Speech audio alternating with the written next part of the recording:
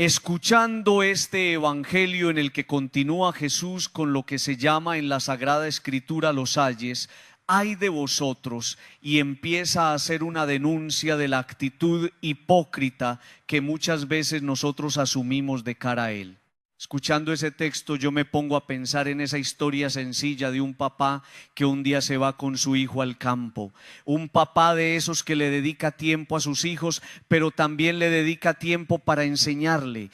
Y entonces cuando iban caminando por una de esas carreteras destapadas, el papá le dice al hijo: mi hijo, hagámonos a un lado porque viene una carreta. Papá, pero yo no escucho nada.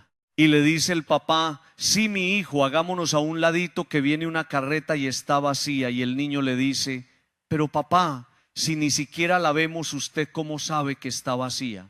Y el papá le dijo: porque cuando uno está vacío hace mucha bulla. Y ese es el evangelio de hoy. Cuando uno está vacío hace mucha ju. Y por eso el Señor en el evangelio aparece diciendo: ay de ustedes, escribas y fariseos hipócritas, que se parecen a los sepulcros blanqueados. Por fuera tienen buena apariencia, pero por dentro están llenos de huesos, de muertos y de podredumbre. Y entonces esas palabras de Jesús nos golpean muy duro, porque nos interpelan a cada uno de nosotros cuando, amigos, el evangelio es para incomodarnos, y cuando esa palabra nos lleva a reconocer que a ustedes y a mí nos encanta estar muy bien por fuera. Amigos, cómo nos gusta vernos bien, cómo nos gusta vernos algo y sentirnos cómodos. Cómo nos gusta mirarnos al espejo y ver ahí alguna cosita agradable. Pero cómo nos cuesta aceptar que en nuestro interior, porque nadie lo ve y eso va quedando allá guardadito, cómo nos cuesta aceptar que en nuestro interior hay tanta miseria, hay tanto odio, hay tantas rabias contenidas, hay tanto pecado. Y por eso la denuncia del Señor es esa. Nosotros hacemos tanta bulla porque a veces la bulla que hacemos estridente es el grito interior de nuestro yo pidiéndonos un poco de atención. Es que hemos cuidado muy bien la parte de afuera y vamos al gimnasio y trotamos y tratamos de perfumar nuestra maldad, pero el interior está ahí estancado. Entonces, alguno de ustedes me podría decir: padre, y uno, ¿cómo puede empezar a trabajarle a eso? Y a mí me encanta la primera lectura de San Pablo a los tesalonicenses. Hemos predicado un evangelio que no ha sido recibido como palabra de hombre, sino como palabra de Dios. Entonces, si yo recibo la palabra como palabra de hombre, yo me voy a quedar en la superficialidad. Pero si yo soy capaz de aceptar la palabra como palabra de Dios, esa palabra de Dios entra en mi interior y empieza a hacer milagros y empieza a transformar mi vida, y esa palabra me empieza sencillamente a proponer y a retar para llevar una vida al nivel de Dios. Por eso la importancia, queridos amigos, de permitirle a esa palabra que llegue a nuestra vida, que nos sacuda, que nos zarandee, porque es esa palabra no de hombre, sino la palabra de Dios, la que verdaderamente va poniendo al descubierto nuestras mentiras. Cuando Jesús le dice a esta generación: escribas y fariseos hipócritas que parecen sepulcros blanqueados, yo me pongo a pensar también en mi vida. ¿Qué me está queriendo decir Jesús cuando tantas veces yo me voy volviendo en un coleccionista de odios, de resentimientos, de memorias tristes? Y cuando en mi interior sencillamente lo que hay es un cúmulo carraspeo de venganzas, un cúmulo de rabias, un cúmulo de memorias tristes, un cúmulo de situaciones que me van generando tristeza e incomodidad. Entonces va llegando la hora de dar un salto, Padre, cual salto que pases de afuera adentro. Y ese es el grito del mundo de hoy. El mundo de hoy me grita ocuparme de lo de afuera, porque si afuera estás muy bien, eres aceptado. Si afuera estás muy bien, podés entrar. Si afuera estás muy bien y aparentemente estás bien presentado, el mundo te va a acoger y el mundo te va a incluir en sus proyectos. Pero el mundo de hoy el mundo espiritual me va gritando saltar de lo de afuera a lo de adentro, porque lo de adentro no lo ve el mundo, pero lo de adentro lo ve Dios. Y por eso hoy nos tendríamos que ir de esta Eucaristía preguntándonos: ¿yo cómo estoy adentro? Si a mí me abrieran el alma y hubiera un detector de interiores y me pudieran detectar el interior, ¿qué encontrarían en mí? Encontrarían cáncer de angustias. Encontrarían allá adentro un alma y un corazón fragmentado. Encontrarían a un Freddy lleno de memorias, de angustias, de situaciones del pasado que no he podido superar. Y por eso Jesús denuncia fuertemente: fariseos hipócritas, por fuera están blanqueados, pero por dentro están llenos de podredumbre. ¿Acaso soy yo esa persona que Jesús está mencionando? ¿Acaso hay cosas por dentro que tengo que resolver y no me he querido ocupar de esas tareas? ¿Acaso le he dado más importancia a arreglarle la vida a los demás así la mía esté vuelta? Nada. Vamos a pedirle al Señor que nos conceda esa gracia. No podemos ir por la vida como carretas vacías. Tenemos que ir llenándonos de una cosa que se llama la gracia y que es la que va marcando la diferencia. Amigos, no es malo lo que entra, sino lo que sale del corazón. Y todavía el corazón de muchos de nosotros está lleno de situaciones por resolver. Que nos conceda el Señor la gracia de prestarnos un poquitico de atención y de dar ese salto de afuera hacia adentro para encontrarnos, para divisar más de cerca aquello que Dios nos está pidiendo le prestemos atención. Digan conmigo: amén, amén. Al profeta Jeremías le tocó asumir una tarea muy difícil. Le tocó acompañar al pueblo en esa experiencia del destierro. El destierro fue un acontecimiento que se dio en el siglo VI antes de Cristo, donde los caldeos vinieron a Israel y saquearon las casas, saquearon el templo, volvieron el templo, nada, y se llevaron también a la gente. Podría uno decir que es la experiencia más difícil que vivió el pueblo de Israel, el momento más oscuro. Y al profeta Jeremías le va a tocar anunciarle al pueblo una situación muy difícil. Les va a hacer ver que eso que seguramente están viviendo, haber perdido sus casas, sus tierras, el templo y haber salido de las tierras que tanto amaban, seguramente es consecuencia de sus pecados y de sus malas decisiones. Entonces, en ese anuncio también de dolor, el profeta Jeremías tiene una tarea y una gran responsabilidad: de devolverle al pueblo la esperanza. Y entonces las palabras del profeta, no solamente de Isaías que hemos venido escuchando, sino ahora de Jeremías, son decirle a la gente que nadie está perdido en las manos de Dios. Y por eso esa frase yo la repito con frecuencia: nadie está perdido en las manos del Señor. El pueblo está triste, el pueblo está angustiado. Hemos ofendido al Señor. Lo que estamos viviendo es consecuencia de nuestras malas acciones. Pero aparece ahí el profeta. Por eso esta semana les decía una cosa: usted tiene que ser profeta, pero no profeta de desventuras, no profeta de tragedias ni de tristezas. Ya estamos cansados de noticias tristes. Usted tiene que ser un profeta en su casa, en sus hijos cansados, en su esposa desanimada, en las personas que lo rodean a usted. Usted tiene que ser un profeta de alegrías. Mire, uno termina alejándose de las personas que siempre tienen una actitud negativa y de derrota. Es que eso fatiga mucho. Entonces miren lo que le dice el profeta Jeremías al pueblo. Miren que llegan días, oráculo del Señor le está profetizando. Están tristes, están devastados, están caídos, y les dice: llegan días, esa nuestra esperanza. La esperanza de nosotros en medio de una situación difícil es que vendrán días mejores, que lo mejor está por venir. Miren, llegan días en que daré a David un vástago legítimo, un vástago. reinará como monarca prudente con justicia y derecho en la tierra. En sus días se salvará Judá. ¿Se acuerdan la lectura de ayer? La tribu de Judá, el papá que llama a Judá y le dice: de ti va a salir un gobernante, de ti va a salir el Salvador. Israel habitará seguro y le pondrán este nombre: el Señor nuestra justicia. ¿Por qué me gusta a mí tanto esa lectura?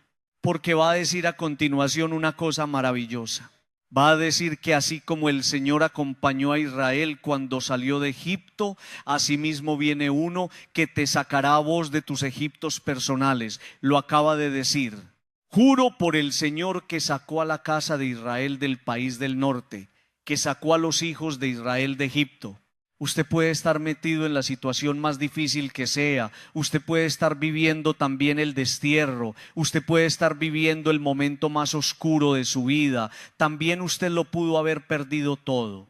También usted pudo haber perdido el templo expresado en la ir perdiendo la fe. También usted pudo ir perdiendo la esperanza, la confianza y la alegría. Pero viene alguien que, así como sacó a Israel de Egipto, te va a sacar a vos del hoyo donde te metiste. Y lo más bonito de esa lectura es que el profeta Jeremías dice: tiene nombre, se llama El Señor es nuestra justicia. Entonces, cuando uno es capaz de mirar esta primera lectura desde el Evangelio, vemos como María recibe un anuncio. María va a recibir la tarea y el encargo de ser madre. Y entonces dice la palabra de Dios de una manera muy preciosa que el ángel se le acerca a José, hijo de David, y le dice: no temas en acoger a María, tu mujer, porque la criatura que hay en ella viene del Espíritu Santo. Escuchen: dará a luz un hijo, profecía, y tú le pondrás por nombre Jesús. ¿Qué significa Jesús? Dios salva o el Salvador. Es la profecía de Jeremías. Usted puede estar viviendo el destierro, pero viene uno que te salvará. Usted puede estar viviendo el momento más triste de su vida, pero viene uno que te salvará. Usted puede estar perdiendo su familia, pero viene uno que te salvará. Usted puede estar pasando por una crisis afectiva, pero viene uno que te salvará. Y más adelante va a decir una cosa muy linda: la Virgen concebirá y dará a luz un hijo y le pondrán por nombre Emmanuel. ¿Qué significa Dios con nosotros? Es que Dios no está lejos. Dios se acerca a nosotros en Jesús. Miren, amigos, es que al Señor solamente le falta plastilina para hacernos entender esto. Estás pasando un mal momento, estás viviendo un momento muy difícil. Agárrate del vástago, del retoño, del que viene, del que salva, del que está con nosotros. Se llama Jesús. Esa es la palabra de Dios. Ese es el mensaje del Adviento. Ese es el grito de esperanza. No se suelte de la mano de Dios, porque Él es el cumplimiento de la promesa. Puedes estar viviendo la situación más complicada de tu vida y hay alguien que, como sacó al pueblo de Israel de Egipto, te puede sacar a vos de donde te metiste. Vamos a pedirle al Señor que nos conceda esa gracia, Padre. ¿Y por qué es tan difícil entender eso? Porque cuando uno no cree, es muy difícil entender. Vamos a pedirle al Señor que nos conceda el don de la fe, que nos lleve a comprender que la historia de ayer se actualiza hoy en las promesas del Señor. Por eso es tan lindo ver cómo todo lo que se profetizaba antes va teniendo cumplimiento en Cristo. Y por eso no se suelte de Cristo, porque en Cristo todas las promesas tienen una feliz realización. Que el Señor nos ayude a entender esta palabra tan preciosa en nuestra propia vida. Digan conmigo amén. Nos presenta el Evangelio de hoy a un hombre que tiene una parálisis, lleva 38 años paralizado. Y cuando nosotros hemos escuchado tantas veces que el promedio de vida de una persona en tiempos de Jesús era 40 años, entonces lo que me está diciendo el Evangelio es que este hombre llevaba toda su vida, casi toda su vida paralizada. Están ubicados en este momento junto a una piscina que se llama Betesda, y tenían la costumbre de traer a todos los enfermos, a los cojos, a los ciegos, a los paralíticos, y ponerlos allí porque tenían la confianza en que un ángel del Señor bajaba a agitar las aguas. Y cuando el ángel del Señor agitaba las aguas, las personas que estaban en la piscina quedaban curadas. Se encuentra entonces Jesús con este hombre, y al verlo echado, esa palabra echado es una palabra que lo pone a uno a pensar mucho. Es un hombre que está ahí como sin ganas de nada, está ahí como Dios me lleve y Dios me traiga, está ahí como a ver qué sucede, como sin motivaciones. Jesús, al verlo ahí echado y viendo que llevaba mucho tiempo, le dice: pilas a esta pregunta, ¿quieres quedar sano? Es que es una pregunta muy rara. O sea, ¿por qué Jesús a este hombre que lleva toda su vida enfermo junto a una piscina le pregunta: ¿quieres quedar curado? Y esa pregunta tiene un significado maravilloso, porque pareciera que no quisiera curarse, pareciera que no se hubiera querido curar. 38 años y no ha buscado cómo curarse. 38 años al borde de la piscina siendo testigo de otras sanaciones y no ha experimentado su propia sanación. Y entonces pareciera que la pregunta del Señor es: ¿usted sí quiere quedar curado? Amigos, uno conoce gente que no se quiere curar. Yo conozco personas, sobre todo en el plano del resentimiento, que no se quieren curar y son felices afirmando: es que como si se sintieran felices de odiar a alguien, es que yo a esa persona no le voy a perdonar, es que esa persona me tiene que pagar lo que me hizo, es que no voy a descansar hasta hacerle probar un poquitico de lo que me hizo probar a mí. No se quieren curar. Y entonces la pregunta del Señor adquiere significado con eso: ¿vos sí querés quedar curado? Y mire la respuesta de este hombre: Señor, no tengo a nadie que me meta en la piscina cuando se remueve el agua. Para cuando llego yo, otro se me ha adelantado. Entonces, mire dónde está el problema del por qué este hombre no se ha sanado. Yo creo que esa respuesta de este hombre a Jesús le tuvo que haber causado mucha incomodidad. Quiere quedar curado. Sí, Señor, pero es que esa piscina, cuando yo voy corriendo para allá, ya otros se me metieron allá y yo no alcanzo a llegar. Cuando yo llego a la piscina no tengo a nadie que me meta en la piscina cuando se remueve el agua. Es que no tienes que esperar a que el agua se mueva. El que se tiene que mover es usted. Pilas con lo que le estoy diciendo. Y muchas personas están esperando un milagro hacia afuera, desde afuera. Y ese es el problema de este hombre, que no ha entendido que el milagro no va a suceder afuera. El milagro va a suceder adentro. Está esperando que algo afuera se mueva. Y el Señor le enseña: el que se tiene que mover es usted, papá. 38 años ahí sin hacer nada. Mire lo que le dice el Señor en ese momento: levántate, toma tu camilla y echa a andar. Y al momento el hombre quedó sano, tomó su camilla y echó a andar. Pregunta: ¿la sanación estaba en la piscina? No. La sanación estaba en el encuentro con una persona que se llama Jesús. Amigos, esa es la respuesta por la cual la respuesta a la gente que vive diciendo: es que a mí el Señor no me escucha. Llevo toda la vida pidiéndole un milagro. Este señor también llevaba toda la vida, pero este señor estaba buscando el milagro afuera y estaba esperando que afuera le hicieran todo. Y el Señor le dice: un momentico. Es que es usted el que tiene que propiciar el milagro. ¿Cómo? Encontrándose conmigo. Y hay personas que no se quieren encontrar con Jesús. Hay personas que quieren un milagro a distancia y a control remoto. Y las cosas en Dios no funcionan de esa manera. Miren, amigos, hay personas que esperan un milagro desde lo tangible, el agua. Y Jesús lo cura sin nada, ni siquiera lo toca, solamente con su palabra.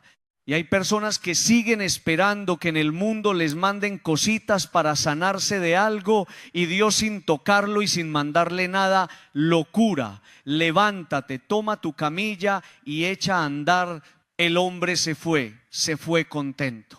Y miren, amigos, un detalle especial. ¿Por qué el Señor le pide a este hombre que cargue la camilla. Ese detalle siempre es muy extraño en el Evangelio. Es como si una persona hubiera estado en silla de ruedas y el Señor le dice: por favor, ande para toda parte con su silla de ruedas.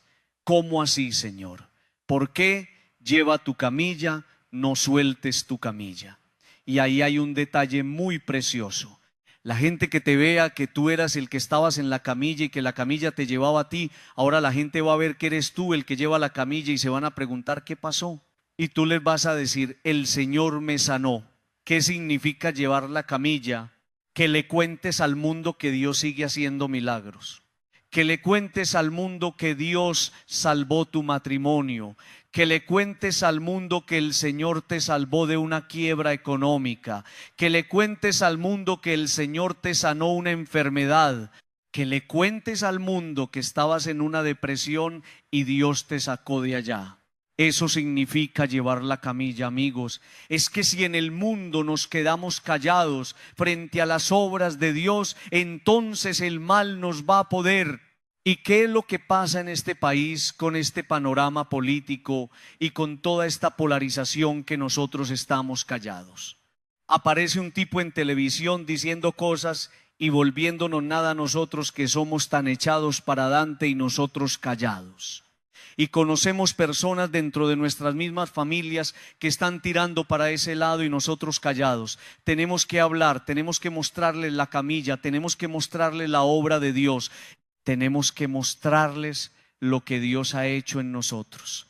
Tenemos que mostrarles nuestro corazón restaurado por el Señor. Tenemos que contarle al mundo que existe un Dios que nos está sanando y nos está salvando. El hombre se fue con la camilla, pero miren este detalle. Más tarde lo encuentra Jesús en el templo. Ah, ¿cómo así, hombre? Yo no te curé, pues a vos, hom. No llevas 38 años aquí. ¿Qué estás haciendo aquí? ¿Te hubieras ido a visitar tus familiares? ¿Te hubieras ido por allá de viaje? ¿Te hubieras ido a un spa que te suaviquen esa espalda vuelta a nada y te venís para acá otra vez? Y miren la respuesta del Señor: vete, vete, no sea que te suceda algo peor. El problema del mal es un problema de Dios. No, el problema del mal es un problema del hombre que, sabiendo y conociendo el mal, persiste en el mal. Porque el Señor nos está diciendo: vete y no te quedes ahí, no te quedes en tu parálisis, no te quedes en tu inoperancia, no te quedes en tu pecado, vete. No sea que te suceda algo peor. Hay personas que ocasionamos cosas peores por no haber entendido las señales de Dios. Dios nos habla, Dios nos sugiere, Dios no se queda callado. Y lo único que quiere el Señor es que no volvamos a las parálisis y al pecado. Pidámosle al Señor que nos conceda la gracia de entender esta palabra, que el milagro no va a suceder hacia afuera, que el milagro sucede adentro cuando nosotros permitimos un encuentro serio con el Señor. Digan conmigo amén. Uno tiene que creerle más a Dios. Y uno tiene que ir, queridos amigos, habituándose a la palabra de Dios, porque es la palabra de Dios la que nos va mostrando el camino y es la palabra del Señor la que nos va señalando lo que debemos hacer. Por eso, miren cómo termina ese evangelio que yo acabo de proclamarles. Les he hablado de esto para que cuando llegue la hora se acuerden de que yo se lo había dicho. A ninguna persona le puede escandalizar que el Señor nos diga que llegarán momentos incluso donde en la misma iglesia experimentemos persecución. A ninguna persona le puede escandalizar el que llegue un momento donde sintamos que las cosas de Dios le son molestas a todo el mundo. A ninguna persona le puede escandalizar lo que está pasando en el país. Oigan lo que le estoy diciendo. Y cuando le digo que no le puede escandalizar, no significa que a usted no le genere interrogantes. Significa que nosotros entendemos que eso puede pasar porque el Señor ya nos lo había dicho. Mire lo que dice el Señor: llegará el momento cuando el que les dé muerte pensará que da culto a Dios. Eso no es lo que está pasando en este país. Que las cosas que para nosotros, desde los valores, desde la educación, desde el sentido común, desde el respeto, eran cosas no permitidas, se normalizaron. Y entonces ahora robar y robar mucho ya no es, ya no, eso no dice nada. Y los que roban salen absueltos. Yo me acuerdo una vez, y creo que se los conté en una misa que me impresionó, al mismo tiempo, en el mismo momento, el mismo día, había un debate en Bogotá y el debate era la legalización de la dosis personal de la marihuana, y al mismo tiempo, ese mismo día, le estaban quitando a una señora el carrito en Bogotá porque estaba vendiendo empanadas y no era permitido. Si la señora no pagaba impuestos, le quitaban el carrito, y si la señora seguía sacando el carrito, la metían a la cárcel. ¿A ustedes les parece eso normal? Que a una pobre mujer le amenacen con quitar su carrito con el que estaba llevando comida a su casa, y en ese momento se esté debatiendo en el Congreso una ley para aprobar la marihuana, aprobarla. Y eso es lo que está pasando en este país. Matar ya no es malo, abortar ya no es malo, la eutanasia ya no es malo. Pero miren lo que dice el Señor. Porque usted me puede decir a mi padre por qué pasa eso, porque es que en mi casa también está pasando eso, que mi hijo lleve la novia a la casa y empiecen a tener relaciones allá. Ya eso no es malo, padre. Es que ya eso se normalizó. Aquí no entramos a discutir si tiene las relaciones o no las tiene. Aquí entramos a discutir por qué le tiene que imponer eso a sus padres. ¿Por qué? Digámosle que se vaya por allá para el sur, que por allá hay mucho donde, pero que no le imponga eso a los papás. ¿Por qué? Que respete a los papás, que tienen una conciencia clara, definida, que son personas poderosas. Pero ¿por qué le tenemos que imponer lo que consideramos normal a los demás? El tipo que viene una vez y me dice: padre, ¿quién dijo que es malo que yo tenga por ahí mis enreditos? Yo tengo mi esposa, padre, y no le falto con el mercado. Pero es que la Biblia dice: padre, amados los unos a los otros, y por ahí yo tengo mis cositas. Amigos, eso lo dice la palabra. Llegará el momento en el que la muerte pensará que está haciendo el bien. Y entonces usted me pregunta: padre, ¿por qué pasa eso? ¿Por qué pasa eso?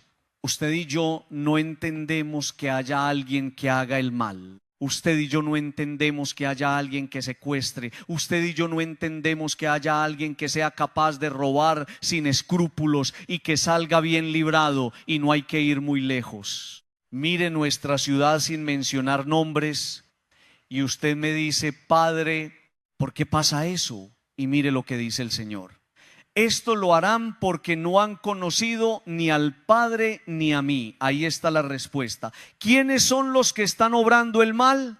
¿Quiénes son los que maquinan el mal?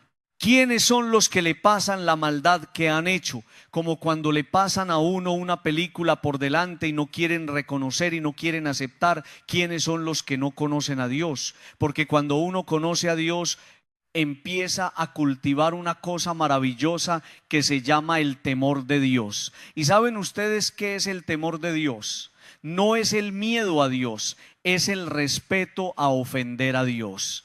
Y entonces el que tiene temor de Dios se preocupa por obrar bien, se preocupa por hacer las cosas bien, se preocupa por no dañar a nadie, se preocupa por cultivar los valores, se preocupa por poner en práctica lo que sus padres y sus abuelos le sembraron en el corazón.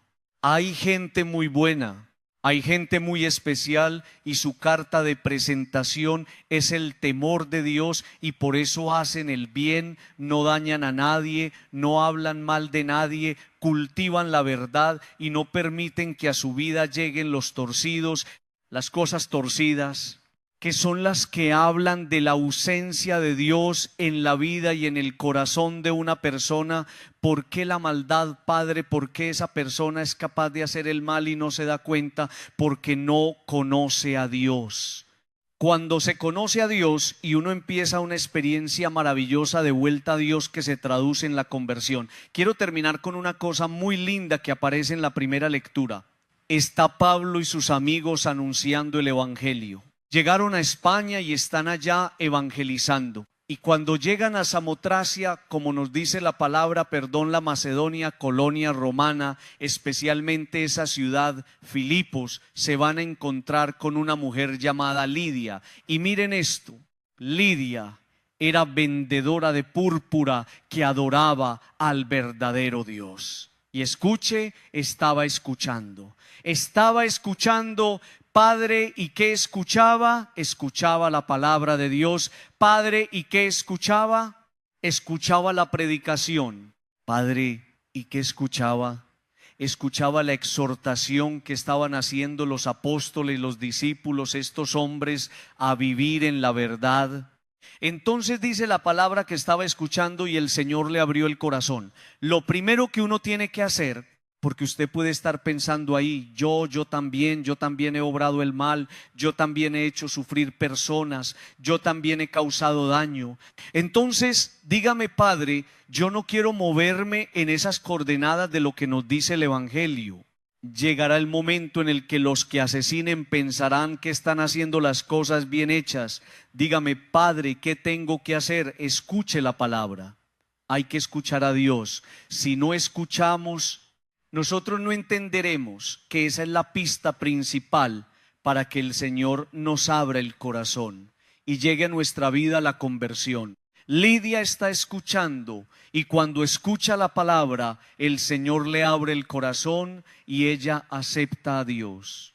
Tanto que se hace bautizar ella y su familia y le dice a todos esos muchachos, venga, vámonos para la casa. Venga, yo los atiendo. Gracias por traerme a Jesús. Gracias por anunciarme el Evangelio. Gracias por anunciarme la buena noticia.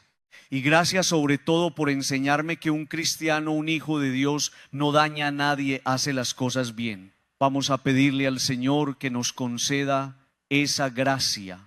La gracia, queridos amigos, de hacer las cosas bien. Llegará un momento donde experimentaremos tristeza, calumnias, persecuciones, críticas. Y dice el Señor, les había dicho que eso iba a venir. Manténganse firmes en mi palabra, porque solamente en mi palabra ustedes serán capaces de permitir que yo les regale la firmeza del corazón. Digan conmigo, amén. Bueno, quiero saludarlos con mucho cariño, agradecerles el que hoy 8 de diciembre no se hubieran ido para la finca, sino que se hubieran quedado acá celebrando a la Inmaculada, celebrando la fe, celebrando la vida, agradeciéndole a Dios que es tan bueno con nosotros, tantas bondades y tanta misericordia. Y si no estamos en otro lugar, sino que estamos aquí, es que Dios nos necesitaba aquí. Y seguramente Dios, que conoce nuestra vida más que nadie, nos quiere poner un mensaje en el corazón. Vamos a estar atentos a ese mensaje entonces, que seguramente Dios en este día tan maravilloso nos quiere comunicar. Cuando uno viene al templo, uno viene buscando una luz. Y muchos de ustedes, cuando han ido a un templo cualquiera porque saben que ahí se hace presente Jesús, ustedes en ese lugar se han llenado de alegría y han logrado encontrarle incluso a un problema una solución. Yo quiero que los que vengan a esta parroquia, a esta de Carraspeo, una manera especial, cuando lleguen a este lugar en un momento de crisis, en un momento de tristeza, en un momento de angustia, en un momento de desasosiego, cuando usted sienta que la vida les pesa y que no pueden más, yo los quiero invitar cuando vengan a este lugar a que miren para el techo y miren ese mensaje tan especial que nos está proponiendo el Señor. Yo les voy a proponer 3 ideas y una historia. Primera idea, cuando ustedes vengan a este lugar, piensen en el Evangelio que acabamos de escuchar, que está narrado ahí. El ángel que visita a la Virgen, el ángel del Señor anunció a María, es lo que está escrito ahí en latín. Y ella concibió por obra y gracia del Espíritu Santo. Ella le dice, he aquí la esclava del Señor, hágase en mí según tu palabra. Y el Verbo de Dios se hizo carne y habitó entre nosotros. Padre, todo eso dice ahí. Sí, ahí dice todo eso. ¿Y usted por qué dice que cuando vengamos acá miremos para el techo y nos llenemos de alegría y de esperanza? Porque en ese evangelio aparecen 3 cosas que a usted y a mí nos tiene que levantar. Y a usted nunca se le va a olvidar esas 3 cosas. La primera, cuando llega el ángel delante de la Virgen, la saluda y lo primero que le dice es: alégrate. ¿A usted no le parece, amigo, que Dios es muy especial? Decirle a usted que tiene ese corazón un poquito aporreado, que vale la pena en medio del dolor que te alegres, y entonces usted me puede decir: Padre, pero deme una razón para yo estar alegre. Y la razón no se la va a dar el Padre Freddy, la razón se la da el Evangelio. Alégrate porque Dios está contigo. ¿A usted le parece poquita cosa eso? Que Dios por medio del ángel en mi problema y en mi angustia me diga: yo estoy contigo, no te desesperes, cálmate un poquito que yo no te voy a dejar solo o sola. Entonces usted viene a este lugar con el dolor en el alma, mira para el techo y dice: ah, gracias Señor Hom, gracias. Usted se acuerda inmediatamente que tengo que estar alegre porque Dios está conmigo. Y si está conmigo, el problema grande se hace pequeño. Y si está conmigo, la dificultad se hace llevadera. Y si está conmigo, la situación no entra a depender de mí, sino de quién, de Dios.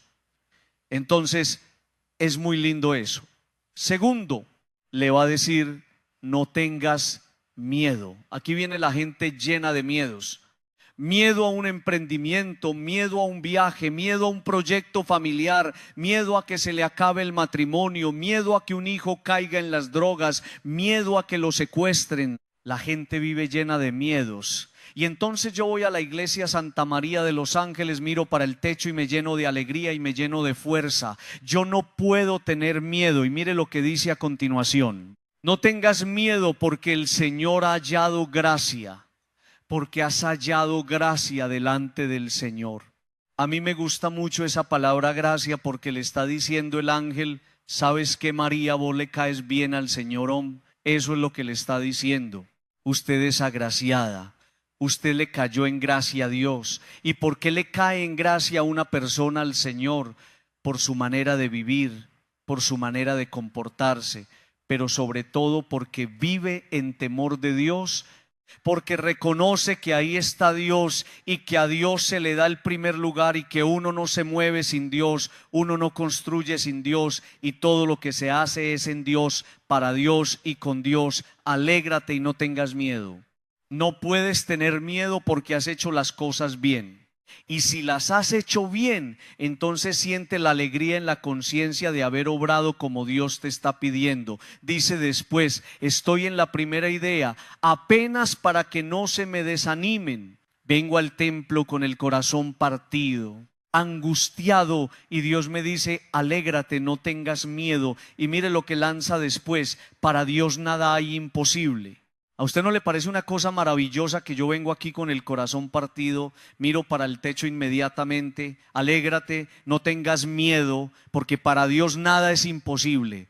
Entonces el problema que yo traigo aquí inmediatamente se convierte en un motivo de esperanza, porque me está diciendo: para mí está hablando Dios, no hay nada imposible. Entonces entrégamelo, ponelo en mis manos, descárgalo en mí, déjame, yo te ayudo a cargar. Yo estoy seguro que todos los que vengan a este templo de ahora en adelante nunca van a olvidar eso.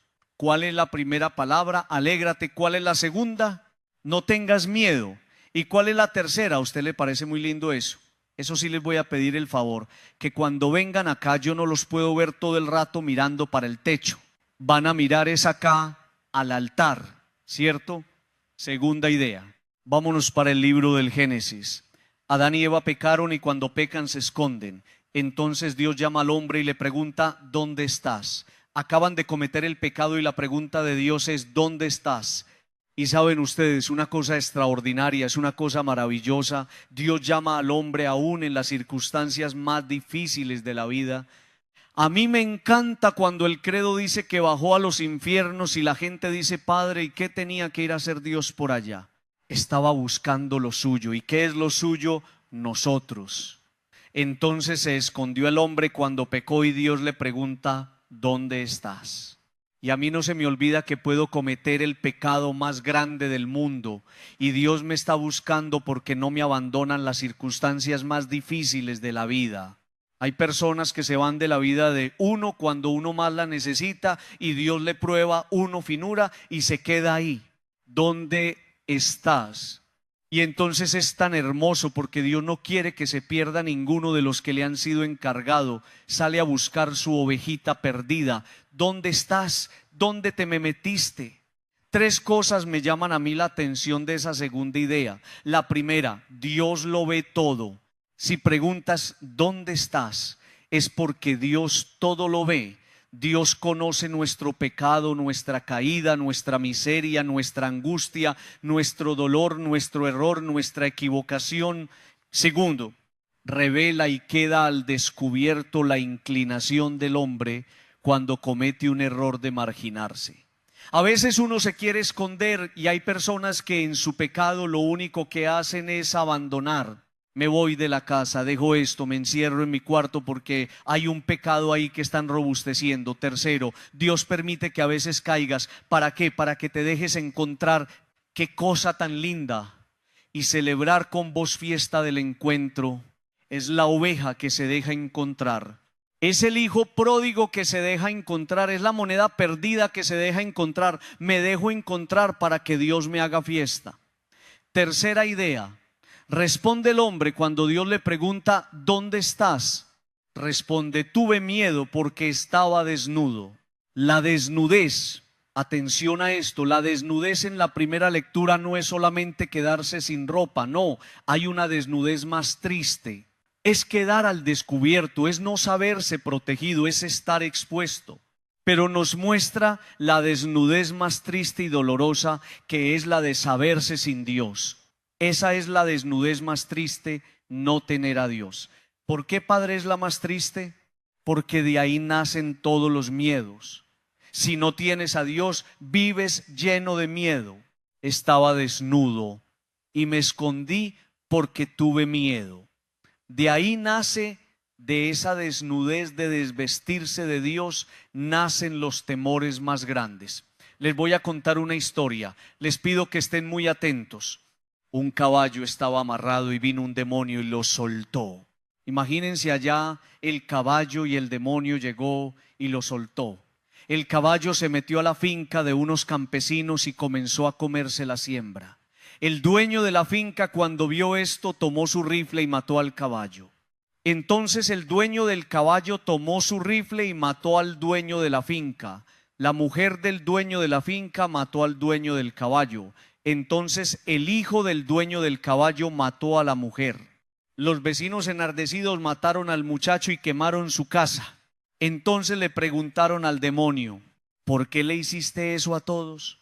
El demonio respondió, yo solamente solté el caballo. Tres cositas. La primera, procura mantenerte firme en Dios. Las peores desgracias en la vida de una persona llegan cuando éstas sueltan el caballo. Segunda cosita, soltar el caballo significa no saber prever las consecuencias. Coge las riendas con firmeza. Recuerda que muchas realidades en tu entorno dependen de ti. Tienes que saber cuidarlas. Tercera y última cosita, no abras la puerta del mal. Es una cadena difícil de cortar. Una cosa termina llevando a otra. Recuerda que un pecado siempre conduce a otro mayor. Si le das comida al pecado se engorda. Cierra tus ojos con tus ojos cerrados. Te vas a poner en la presencia del Señor y le vas a decir al Señor que en este momento que estás atravesando por alguna situación difícil o alguna prueba, tu corazón y el de tu familia se llenen de alegría. Que el Señor les ayude a sanar sus miedos.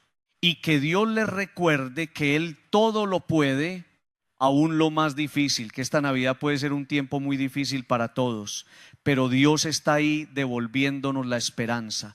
Pídele al Señor la gracia de no bajar la guardia y de no soltar las riendas. Cuando sueltas el caballo pierdes. Que no se desate en tu familia una ola de desgracias por no saber mantenerte firme en Dios. Señor Jesús, cuida siempre de mis hijos, de mi familia, de mi matrimonio. Cuídame siempre a mí.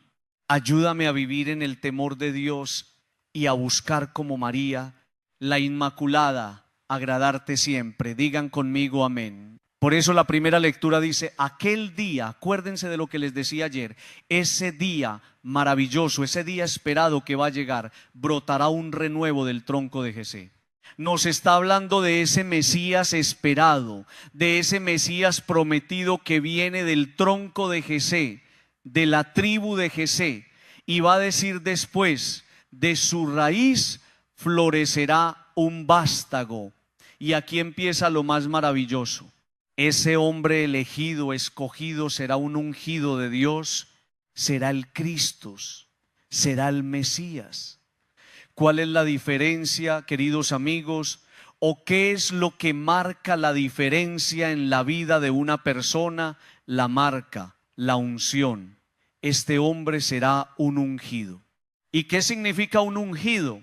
Padre, será untado, será tocado, será tomado, será poseído por el Espíritu de Dios. Entonces ese Espíritu en esa persona hará cosas maravillosas. Mire lo que dice la palabra tan linda sobre él. ¿Sobre quién, Padre? Sobre el elegido de Dios. No se nos olvida de dónde venimos. Salimos de las manos del Señor. Y si salimos de las manos del Señor, somos elegidos de Dios y por el Espíritu Santo seremos ungidos en sabiduría, entendimiento, consejo, fortaleza, ciencia y temor de Dios. Cuando uno se sabe elegido de Dios y hombre de Espíritu Santo, uno se vuelve un instrumento de paz. Y por eso me llama la atención, queridos amigos, cómo va terminando esa lectura que escuchamos. Porque está lleno del conocimiento del Señor. Nadie causará daño ni estrago por todo mi monte santo, porque está lleno el país del conocimiento del Señor. ¿Quién es el que daña? ¿Quién es el que persigue? ¿Quién es el que pone zancadilla? Primero, desde el Evangelio el soberbio, y desde la primera lectura el que se le olvidó de dónde viene y no se sabe un ungido del Señor. Qué cosa tan preciosa lo que nos está diciendo la palabra de Dios. No puede causar daño el elegido de Dios. No puede causar daño una persona de Espíritu Santo. No puede causar daño el que conoce a Dios. Una persona que viene del Señor, se sabe elegida de Dios, construye su vida desde la humildad, se convierte en un instrumento de paz. A mí me genera un interrogante tan grande eso. ¿Será que en mi casa no me están leyendo como instrumento de paz, cuando muchas veces yo soy instrumento de guerra y de división? ¿Será que en el lugar donde yo me desenvuelvo, en mi parroquia, en mi trabajo, en mi unidad, yo no soy instrumento de paz y no me están leyendo de esa manera? Porque cuando uno es un elegido de Dios, escogido de Dios, uno es capaz de entender esto y hacer parte de esto. Mire lo que dice la palabra. Habitará el lobo con el cordero. Póngale un corderito a un lobo para que usted vea lo que pasa. Pero desde el Evangelio no va a pasar eso que usted se está imaginando, porque el Señor viene a cambiar esos paradigmas y nos viene a decir que un ungido de Dios por el Espíritu es instrumento de paz en la vida del otro. El leopardo se tumbará con el cabrito, el ternero y el león pasarán juntos. Un muchacho será su pastor. La vaca pastará con él. Póngale una vaca a un oso. Y dice más adelante, el león como el bueyí comerán paja, y el niño de peso de pecho retosa junto al escondrijo de la serpiente, y el recién destetado extiende la mano hacia la madriguera del áspid. Las cosas irreconciliables humanamente se vuelven conciliables en Dios. ¿Usted qué nos quiere decir, Padre? Que si usted está viviendo una experiencia de guerra con alguien, que si usted está viviendo una experiencia de división en algún lugar, que si usted piensa que hay algo que no tiene arreglo, el Señor le está diciendo cómo hacer conciliables esas cosas.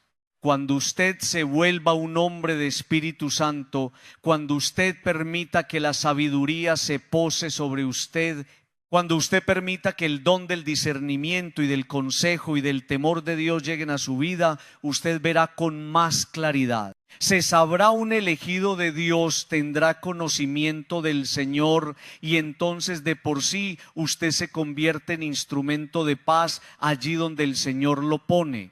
Eso es el Adviento, una cosa bellísima donde el Señor nos está diciendo que aquel día, el día esperado y soñado, vendrá la paz tan anhelada por todos nosotros. Que nos ayude el Señor y nos conceda la gracia de la humildad. Esos dones le resbalan y pasan de largo por la vida del soberbio. Pero esos dones que nos menciona la primera lectura, de sabiduría, de entendimiento, de consejo, de fortaleza, de ciencia y de temor de Dios, son capaces de afincarse allí en la vida de una persona que no se le olvida de dónde viene. Digan conmigo, amén.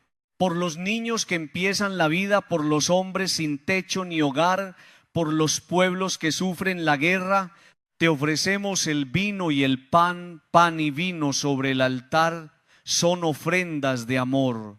Pan y vino serán después tu cuerpo y sangre, Señor. Bendito sea, Señor, Dios del universo, por este pan y por este vino, fruto de la vida y del trabajo del hombre, que recibimos de tu generosidad y ahora te presentamos. Ellos serán para nosotros pan y bebida de salvación. Pan y vino canto, serán después tu cuerpo y sangre, Señor. Oren, hermanos, para que trayendo sobre este altar su vida esperanzada, seamos agradables a los ojos de Dios Padre Todopoderoso. Señor, recibe tu manor, acoge, Señor, con bondad nuestras humildes oraciones y ofrendas, y al vernos tan desvalidos y sin méritos propios, socórrenos con la ayuda de tu misericordia. Por Jesucristo nuestro Señor. El Señor esté con vosotros. Levantemos el corazón. Demos gracias al Señor nuestro Dios. En verdad es justo y necesario, nuestro deber y salvación, darte gracias siempre y en todo lugar, Señor Padre Santo, Dios Todopoderoso y Eterno. Por Cristo Señor nuestro, el cual fue anunciado por todos los profetas y esperado con amor inefable por la Virgen Madre, a quien Juan proclamó ya próximo y señaló presente entre los hombres. Él mismo nos concede ahora prepararnos con alegría al misterio de su nacimiento, para encontrarnos así cuando llegue velando en oración y exultando en su alabanza. Por eso nosotros, unidos a los ángeles y a los santos, cantamos: Santo, santo, santo, santo es el Señor, Dios del universo. Santo es el Señor. Hosana en el cielo, hosana en la tierra. Bendito el que viene en nombre del Señor. Hosana en el cielo, hosana en la tierra. Bendito el que viene en nombre del Señor. Este es el momento más importante de la Eucaristía. Si en su casa, en su relación o en su vida personal usted está experimentando la guerra y la división, hoy el Señor le ha dicho cómo hacer posible que esas cosas vivan la reconciliación. Es necesario ser una persona de Espíritu Santo. Santo. Eres en verdad, Señor, fuente de toda santidad. Por eso te pedimos que santifiques estos dones con la efusión de tu Espíritu, de manera que se conviertan para nosotros en el cuerpo y la sangre de Jesucristo nuestro Señor, el cual, cuando iba a ser entregado a su pasión voluntariamente aceptada, tomó pan, dándote gracias, lo partió y lo dio a sus discípulos diciendo: tomad y comed todo de él, porque esto es mi cuerpo que será entregado por vosotros. Del mismo modo, acabada la cena, tomó el cáliz lleno de vino y dándote gracias de nuevo lo pasó a sus discípulos diciendo: tomad y bebed todos de él, porque este es el cáliz de mi sangre, sangre de la alianza nueva y eterna, que será derramada por vosotros y por muchos para el perdón de los pecados. Haced esto en conmemoración mía. Vamos a alegrarnos, mis amigos, porque aquí en medio de nosotros está Jesús. Él es el sacramento de nuestra fe. Así pues, Padre, al celebrar en esta mañana el memorial de la muerte y la resurrección de tu Hijo, te ofrecemos el pan de la vida y el cáliz de la salvación. Y te damos gracias porque nos estás invitando cada día a hacernos más dignos de estar en tu presencia. Te pedimos el regalo del Espíritu Santo a los que participamos de esta Eucaristía. Acuérdate de tu iglesia extendida por toda la tierra con el Papa León y nuestro arzobispo Ricardo. Recuerda a nuestros hermanos difuntos Gustavo Gaviria, que se durmieron en la esperanza de la resurrección. Recíbelo, Señor, con amor en tu casa. Ten misericordia de nosotros, de ustedes, de sus hijos y de sus familias, especialmente de esos hogares donde hay tantas peleas y divisiones. Y así con María, la Virgen, Madre de Dios, Santa María de los Ángeles, San José y todos los santos, merezcamos por tu Hijo Jesucristo compartir la vida eterna y cantar tus alabanzas.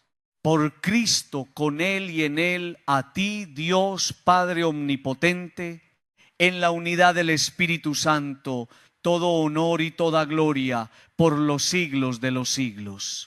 Fieles a la recomendación del Salvador y siguiendo sus divinas enseñanzas, nos atrevemos todos a decir: Padre nuestro que estás en el cielo, santificado sea tu nombre, venga a nosotros tu reino, hágase tu voluntad en la tierra como en el cielo. Danos hoy nuestro pan de cada día, perdona nuestras ofensas, como también nosotros perdonamos a los que nos ofenden.